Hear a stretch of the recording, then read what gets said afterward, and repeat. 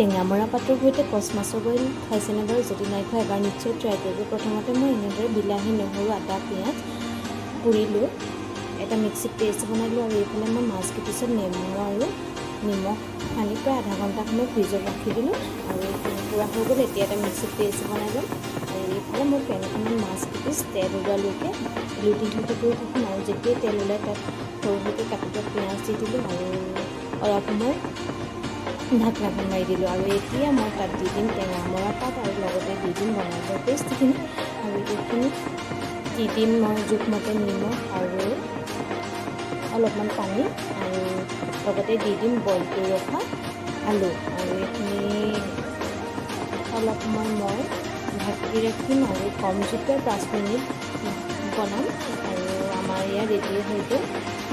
আৰু একেবাৰে শেষত মই ভোট জলকীয়া এনেকৈ কাটি দিছোঁ আৰু ওপৰত মান ধনিয়া ছটিয়াই দিছোঁ। এনেকৈ খাবলৈ খুবেই টেষ্টি হয়। যদি বনোৱা নাই এবাৰ বনাই চাব পাৰে। ভিডিঅ'টো চাই যদি ভাল লাগিলে লাইক এটা কৰি যাব। আজিলৈ আহোঁ, বাই।